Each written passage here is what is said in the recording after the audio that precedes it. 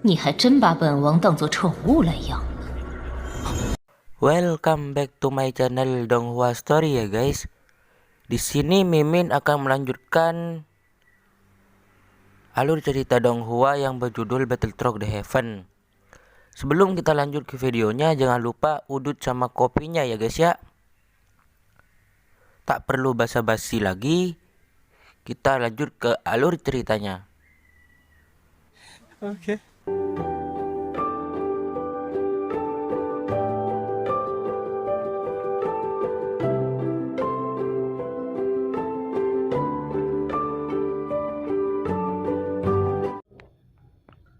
Babak kedua kompetisi jauh lebih intens daripada babak sistem gugur di hari pertama. Sebagian besar orang yang bisa mencapai tahap ini sangat kuat.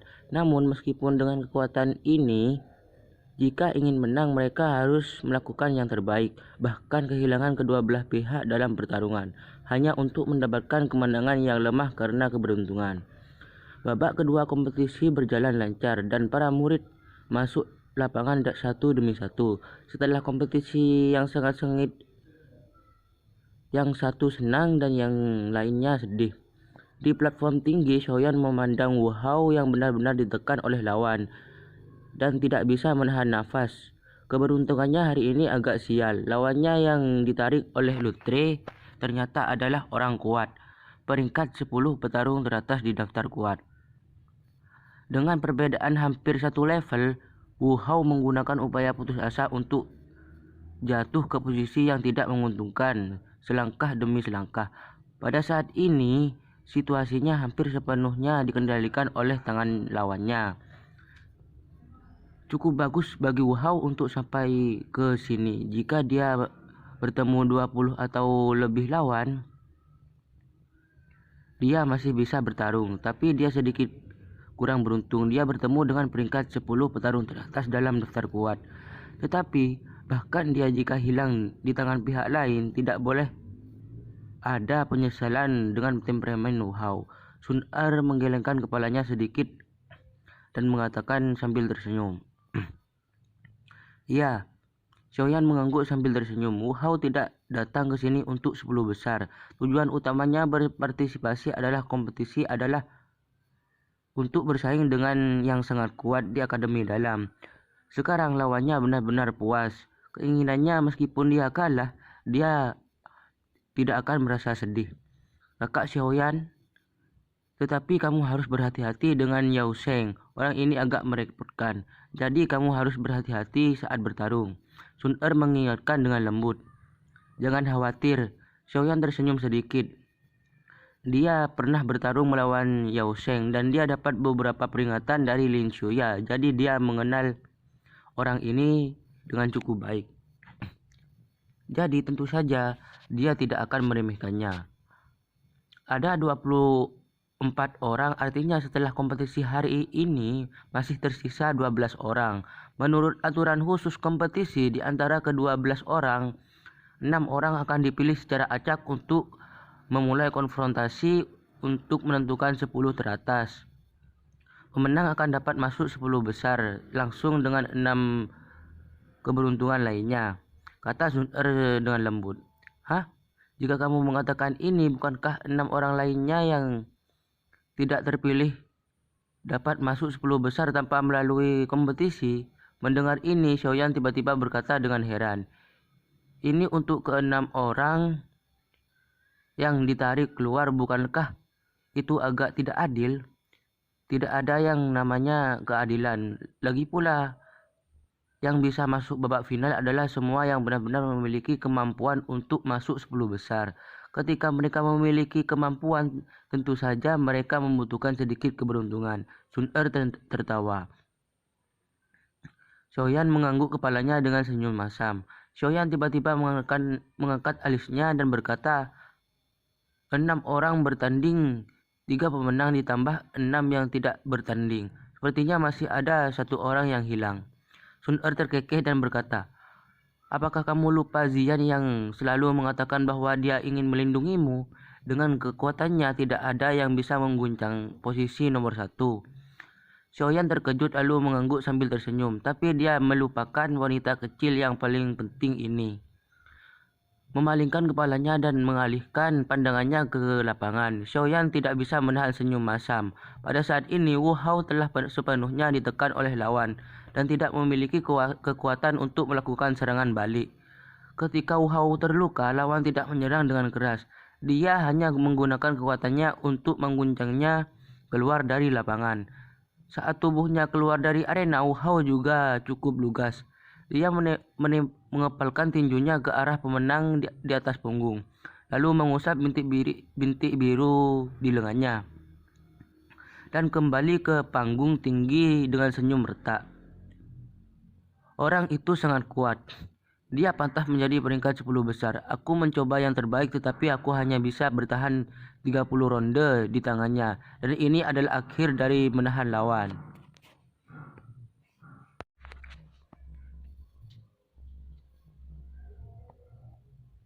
Sang De datang ke Wu Hao. Wu Hao berseru kepada Xiaoyan dan yang lainnya. Apakah kamu baik-baik saja? Xiaoyan tidak bisa menahan diri untuk menggelengkan kepalanya melihat ekspresi santai di wajah pria ini. Pria ini sangat bersemangat bahkan setelah memukuli seperti ini. Daging dan darah, istirahat saja selama beberapa hari. Wu Hao melambaikan tangannya dengan acuh tak acuh dan hendak berbicara, tetapi tiba-tiba mendengar suara tua di kursi wasit. Pertandingan selanjutnya nomor 7. Sepertinya sudah waktunya kamu bertanding. Mendengar kata-kata dari platform tinggi, Wu Hao tertegun dan segera mendorong Xiaoyan sambil tertawa. Xiaoyan juga mendengar suara itu dan sedikit terpana pada saat itu. Dia tidak menyangka gilirannya begitu cepat. Dia perlahan menoleh dan melirik sisi berlawanan dari platform tinggi. Wajah feminim itu segera dipenuhi dengan senyum sinis. Pria itu benar-benar sombong. Wu Hao melengkungkan bibirnya dan segera menepuk bahu Xiaoyan dan berkata, "Jangan kalah. Kalau tidak, dengan temperamen pria itu, aku khawatir akan ada penghinaan." "Jangan khawatir, dia tidak memiliki kesempatan ini." Xiaoyan mencibir sambil menatap Yao Sheng yang juga melemparkan tatapan dinginnya. "Xiaoyan, jangan kalah." Sebuah tawa terdengar jauh. Xiaoyan dan yang lainnya menoleh untuk melihat, ternyata Lin Xiaoya dan yang lainnya. Sebagian fokus perhatian tindakan Lin Xiaoya secara alami menyebabkan semua mata di platform tinggi untuk menatap Xiaoyan. Mendengar kata-katanya, sepertinya dia akan muncul selanjutnya. Melengkungkan tangannya ke arah Lin Xiaoya dan yang lainnya, Xiaoyan mengetukkan kakinya ke tanah dengan ringan. Cahaya perak samar terbentuk di telapak tangannya, dan di tengah guntur rendah, bayangan hitam tiba-tiba melintas di lapangan. Melihat Xiaoyan yang muncul di lapangan, semua orang di tribun terkejut sesaat, dan kemudian mereka penuh kejutan. Setelah pertempuran sengit dengan Bai Cheng kemarin, tidak ada yang meremehkan kekuatan Xiaoyan lagi. Ketika dia muncul, mereka selalu memiliki firasat bahwa Xiaoyan akan memanjakan matanya lagi. Akhirnya cukup cepat. Di sisi lain, di platform tinggi, Liu Fei memandang Xiaoyan yang muncul di lapangan dengan mencibir. Lengkungan bibirnya dengan jijik. Menoleh ke arah Yao Sheng yang sedang menajamkan pisau dan berkata, "Jika kamu kalah dari orang itu, jangan muncul lagi di sampingku di masa depan." Sudut mulut Yao Sheng berkedut dan sedikit kekejaman muncul di wajah feminimnya. "Jangan khawatir, Fei-er. Aku akan memukul pria itu hingga berlutut dan memohon belas kasihan di depanku." Mendengar apa yang dikatakan Yao Sheng, Liu Fei yang hanya tersenyum puas. Dia tidak pernah memiliki banyak keraguan tentang kekuatan Yao Sheng. Dia mengarahkan pandangannya yang indah pada gadis di seberang dan berkata dengan kejam di dalam hatinya, "Pelacur kecil, melihat Xiaoyan dipukuli setelah ini, apalagi yang harus kamu banggakan? Hati-hati, Xiaoyan bukanlah lawan biasa." Liu Qing sedikit mengernyit dengan mata terpejam sepanjang waktu, membuka matanya untuk melihat Yao Sheng yang hendak memasuki panggung dan berkata dengan suara yang dalam, "Bos, jangan khawatir. Kamu tidak perlu melakukan hal semacam ini sendiri. Aku sudah cukup." Yao Sheng memiliki senyum dingin di bibirnya. Dia sedikit merenung tentang Liu Qing yang selalu begitu melekat. Penting bagi Xiaoyan. Sekarang Yao Sheng akhirnya bisa bertemu dengannya secara langsung. Dia ingin memberitahu Liu Qing bahwa orang ini tidak lebih dari seekor semut yang dapat dipatahkan dengan satu tusukan dan tidak layak untuk dipikirkan sama sekali. Setelah kata-kata itu jatuh, Yao Sheng melompat langsung ke platform tinggi. Tepat saat dia akan jatuh ke arena, doki yang agak gelap keluar dari kakinya, sangat memperlambat kecepatannya. Dan akhirnya kakinya menyentuh tanah tanpa memercikan setitik debu. Ternyata Yao Sheng dikatakan bahwa kekuatannya saat ini cukup untuk menempati peringkat 15 teratas dari daftar kuat ini. Adalah saingan yang nyata. Ya, Yao Sheng juga lebih kuat dari Bai Cheng. Aku khawatir pertandingan ini akan menjadi besar. Aku ingin tahu apakah Xiaoyan dapat terus maju. Aku tidak tahu balas dendam Yao Sheng. Bahkan 10 ahli teratas dalam daftar kuat cukup takut. Siapa yang akan menang kali ini aku masih tidak tahu. Saat Yao Sheng memasuki arena, terdengar semburan bisikan di tribun. Jelas mereka cukup terkejut dengan duel antara kedua orang ini. Xiaoyan tidak memperhatikan bisikan di sekitar. Dia perlahan-lahan menggenggam penggaris berat misterius di bahunya dengan telapak tangannya dan kemudian mengayunkannya. Tiba-tiba di tanah jejak samar muncul. Mengangkat kepalanya, dia melirik Yao Sheng yang mencibir padanya dengan wajah lembut, dan wajah Xiaoyan juga perlahan menimbulkan rasa dingin yang tak terlihat. Provokasi berulang Yao Sheng sudah membuat Xiaoyan merasakan kebencian di hatinya. Pada awalnya dia berbicara omong kosong dan dia melihat kebenaran dalam kompetisi. Sekarang dia benar-benar menemukannya. Dia secara alami tidak akan menahan diri sedikit pun. Orang yang beruntung ini sangat mulus di sepanjang jalan. Tapi biarkan aku membantumu mengakhiri keberuntunganmu. Mata Yao Sheng yang indah bengkak dengan cahaya dingin dan dia memutar lengannya. Dua belati pekat keluar. Belati itu panjangnya sekitar setengah kaki. Ada beberapa lekukan berbentuk aneh pada bilahnya. Di dalam lekukan ada warna merah tua yang samar seperti kondensasi darah segar, mengungkapkan bau darah. Ujung pisaunya adalah juga sinar dengan cahaya dingin yang menembus. Jika perhatikan dengan teliti, dapat ditemukan bahwa ada warna lavender yang sangat dalam di ujung belati. Melihat penampilan ini jelas dicat dengan sangat beracun. Belati berputar di tangan Yao Sheng dalam berbagai busur yang mempesona, seperti dua ular berbisa hitam pekat, sangat fleksibel dan berbisa. Mengenai kata-kata cibiran Yao Sheng, wajah Xiaoyan tidak banyak berfluktuasi. Dia meliriknya dengan ringan lalu mengalihkan pandangannya ke bangku wasit, menunggu dimulainya pertandingan. Melihat penampilan hambar Xiaoyan yang membuatnya jijik lagi, wajah Yao Sheng menjadi sedikit gelap. Belatinya menyilang perlahan dan dengan sapuan ringan percikan api samar keluar dengan kilau dingin. Pada awalnya Xiaoyan dan Yao Sheng memiliki konflik di menara pemurnian Ki pembakaran langit, dan banyak siswa yang berada di daftar kuat mengetahuinya. Oleh karena itu, ketika mereka melihat berdua saling berhadapan, mereka semua menjadi tertarik. Mata mereka beralih ke dua orang di arena sedang berperang. Tetua Suki yang berdiri perlahan dan melirik kedua di lapangan. Setelah beberapa saat, dia melambaikan telapak tangannya dengan ringan dan suara samar terdengar di tengah mata penuh harap dari semua orang di lapangan. Pertandingan dimulai. Suasana penonton meledak saat ini. Suara samar Sukian seperti percikan api yang memicu bahan peledak benar-benar membacakan suasana tegang di lapangan. Di arena, Yao Sheng adalah yang pertama menyerang. Tentu saja doki yang agak hitam di tubuhnya tiba-tiba meledak dan sosoknya berubah menjadi bayangan kabur, melesat ke arah Xiaoyan seperti kilat. Meskipun Yao Sheng sombong, harus dikatakan orang ini memang memiliki modal yang sombong. Dan Xiaoyan sedikit terkejut dengan kecepatannya sendiri. Jarak pendek puluhan meter datang dalam sekejap mata, dan semua orang hanya mengambil beberapa napas untuk melihat bahwa bayangan hitam kabur sudah mengintimidasi tubuh Xiaoyan. Mereka tahu Yao Sheng sangat pandai dalam serangan jarak dekat, dan meskipun penguasa Xiaoyan kuat, masih ada ruang baginya untuk menggunakannya. Jika jaraknya terlalu dekat, dia akan disegel sampai mati oleh lawan.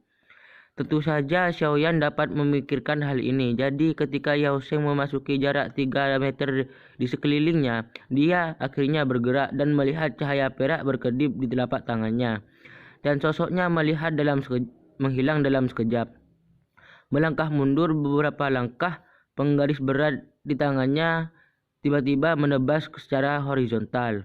Kekuatan yang kuat secara langsung menyebabkan busur cahaya samar muncul di pedang besar Xiaoyan, dan terdengar suara tajam angin pecah. Kemampuan Xiaoyan untuk memperlebar jarak dengannya dalam jarak sedekat itu jelas mengejutkan Yao Sheng. Merasakan angin yang menindas datang, dia mencibir menunjukkan jari kakinya. Tubuhnya tiba-tiba melayang dan belati di tangannya seperti kilat. Dia menusuk dengan ganas di bagian bawah. Belati ganda menusuk penggaris berat yang baru saja dipotong dari bawahnya. Dan di tengah percikan api, kekuatan yang kuat dengan mudah mendorong penggaris berat itu ke bawah. Meskipun belati tidak bagus dalam serangan keras, kekuatan nyata Yao Sheng juga lebih unggul dari Xiaoyan. Oleh karena itu, di bawah peningkatan doqi di tubuhnya, belati kecil dan fleksibel dapat menekan penguasa berat yang mengandung kekuatan yang sangat kuat. Dan ini adalah manfaat tingkat tinggi dan kekuatan yang kuat. Belati ganda mengenai penggaris berat menengah. Yao Sheng membungkuk dan menekuk lengannya. Dan dengan bantuan kekuatan penggaris, tubuhnya berbalik ke udara dan kemudian dia menendang kakinya ke arah langit seperti elang pemangsa, dan dia menembak lurus ke arah Xiaoyan. Seperti kilat, belati tajam di tangannya membawa angin dingin yang membuat kulit kesemutan. Menghadapi serangan Yao Sheng yang tiba-tiba dan ganas, Xiaoyan mengerutkan kening. Kakinya bersinar dengan cahaya perak di tubuhnya, mundur beberapa langkah dalam sekejap, dan penggaris berat di tangannya menebas dengan keras dari bawah ke atas, hampir seperti kelebaman.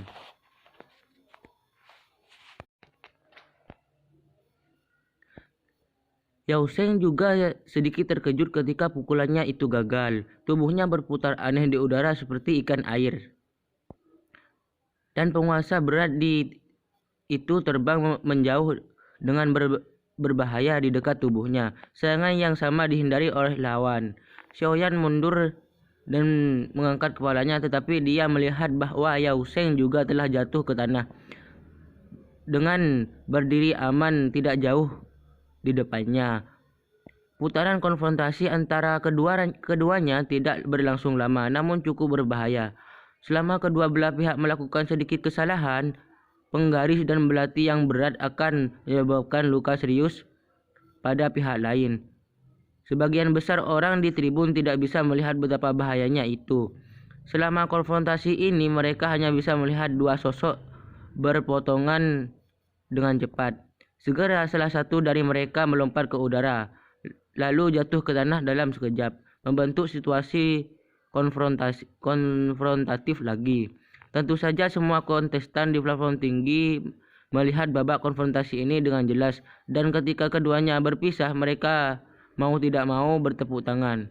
Di arena, Yao Sheng dengan lembut menggosok kedua belati di tangannya dan memandang Xiaoyan dengan tatapan yang lebih bermartabat. Dalam konfrontasi ini, seperti kilat sebelumnya, pengalaman tempur yang sangat kaya dari yang terakhir tidak bisa mengecewakannya sama sekali.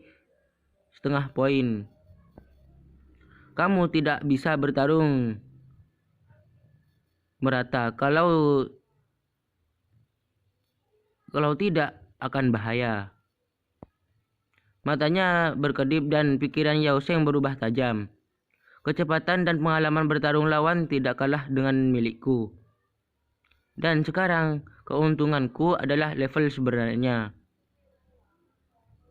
Jika kamu lebih kuat dari dia, maka gunakan levelmu untuk membuatnya kewalahan. Setelah memikirkannya, tubuh Yao Sheng sedikit gemetar dan tiba-tiba energi pertarungan hitam dengan sedikit bau amis keluar dari tubuhnya. Dan energi pertarungan tetap ada di sekelilingnya, tampak kental, dan saat menggeliat, noda air hitam samar keluar darinya dan jatuh ke lantai, membentuk bintik-bintik air kecil. Dengan semangat juang, Yao Sheng yang memancarkan keluar momentum yang menindas segera dihasilkan, menutupi separuh tempat. Di bawah penindasan semacam ini, orang-orang yang levelnya lebih rendah dari yang sebelumnya akan melemah. Terlepas dari kecepatan atau pemulihan semangat doki mereka, dan ini juga merupakan metode umum yang digunakan oleh lawan level tinggi untuk menghadapi lawan level rendah. Tentu saja penindasan semacam ini tidak banyak berpengaruh pada Xiaoyan, dan dendam yang bermutasi setelah melahap api yang berbeda dapat sepenuhnya melindungi penindasan semacam ini. Doki yang elegan perlahan-lahan menyebar dari tubuh Xiaoyan, dan gelombang penindasan yang dihasilkan oleh doki juga keluar menempati sudut kecil arena, sementara tempat-tempat lain sepenuhnya tertutup oleh aura Yao Sheng. Dalam konfrontasi momentum, Xiaoyan hampir sepenuhnya dirugikan, dan ini adalah celah yang disebabkan oleh kekuatannya yang sebenarnya. Meskipun kekuatan tempur Xiaoyan tidak lemah dan konfrontasi momentum semacam ini, kekuatan tempurnya tidak dapat diremehkan. Tidak peduli seberapa kuatnya kamu, ini adalah perbedaan level. Melihat Xiaoyan yang kewalahan dan tidak mampu melawan dalam konfrontasi yang mengenaskan, Yao Sheng tidak bisa menahan senyum kemenangan. Xiaoyan melirik ringan ke arah Yao Sheng yang bangga pada dirinya sendiri. Tangannya perlahan membentuk cetakan tangan yang aneh, dan setelah beberapa saat teriakan lembut terdengar di dalam hatinya. 3 perubahan api surgawi tingkat pertama, tingkat kedua. Setelah suara Xiaoyan jatuh, nyala api hijau tiba-tiba meledak dari tubuh Xiaoyan, mengubah menjadi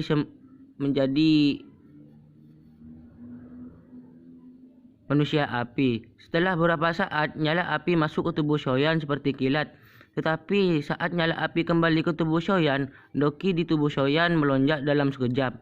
Dan karena doki yang melonjak di tubuhnya, aura itu juga naik untuk sementara. Xiaoyan dan Yao Sheng dapat menempati setengahnya lapangan secara terpisah. Bajingan.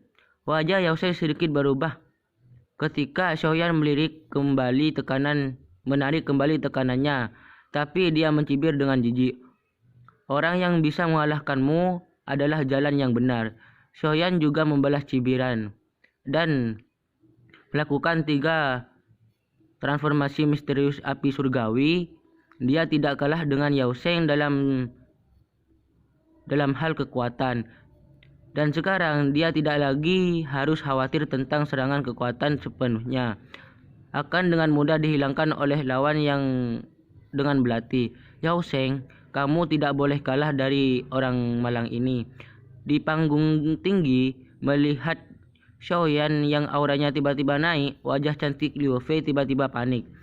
Dia melompat dan berteriak keras, tapi sebelum dia berteriak keluar dari tempat terakhir, dia merasakan tatapan sedingin es datang dari sisi berlawanan. Dia melirik dengan cepat, dan ternyata itu adalah Sun Er. Awalnya menurut temperamennya, Liu Fei pasti tidak akan mempertimbangkan dia. Tetapi ketika Liu Fei melihat mata acuh tak acuh dari pihak lain bersinar api keemasan samar-samar, rasa dingin muncul di hatinya. Melihat bahwa Sun Er tidak meneriakkan kata-kata yang menghina, tatapan acuh tak acuh di sisi lain perlahan ditarik kembali. Kenapa kamu begitu bangga ketika sampah itu dikalahkan oleh Yao Sheng? Mari kita lihat bagaimana dia bisa mempermalukannya. Aku punya sepupu untuk melindungiku, jadi aku takut padamu, lajang kecil. Pandangan Liu Fei menelan kata-katanya, duduk kembali di kursi dengan wajah pucat dan berkata dengan kejam di dalam hatinya. Mendengar suara Liu Fei di platform tinggi, mata Yao Sheng yang menatap Xiaoyan menjadi lebih dingin. Jari kakinya sedikit berputar dan cahaya hitam yang tidak terdeteksi mengembun di telapak kakinya. Setelah beberapa saat, jari kakinya tiba-tiba menyentuh tanah. Sosok dengan suara hasutan, dia langsung menggertak Xiaoyan. Memasuki jangkauan serangan, Yao Sheng tidak ragu sama sekali. Lengannya bergetar dengan cepat dan belatinya seperti dua ular berbisa, menembus bahaya bayangan di udara, menusuk seluruh tubuh Xiaoyan dengan ganas. Lampu perak berkedip di bawah kakinya. Xiaoyan mengandalkan misteri gerakan 3 guntur. Langkahnya bergerak ringan di area kecil dan penggaris berat di tangannya seperti perisai melindungi seluruh tubuhnya di belakangnya. Dan tikaman keras yang datang dari bayangan yang tak terhitung jumlahnya dan belati menusuk penggaris yang berat terus-menerus, dan suara gemercing yang renyah seperti suara aneh. Xiaoyan memegang penggaris berat dengan erat di telapak tangannya. Pembuluh darah di lengan Xiaoyan berkedut. Meskipun belati itu tampak ringan, itu jatuh pada penggaris yang berat seperti batu yang berat. Ditambah dengan serangan intensif seperti itu, bahkan Xiaoyan dengan kekuatan Doling bintang 5, beberapa pergelangan tangan terasa mati rasa. Tapi untungnya serangan berdensitas tinggi seperti itu juga menghabiskan banyak kekuatan Yao Sheng. Setelah sekitar 5 menit, serangan yang begitu dahsyat akhirnya melambat secara bertahap. Setelah beberapa saat, bayangan belati tiba-tiba menghilang dan tekanan berat pada tubuh langsung berkurang. Dengan ayunan keras dari penggaris berat, Xiaoyan mundur beberapa langkah menangkap Yao Sheng yang terus-menerus terengah-engah, lalu menundukkan kepalanya dan melirik penguasa Xuan dan melihat bintik-bintik putih padat di atasnya. Sedikit mati rasa. Serangan semacam ini benar-benar terlalu padat.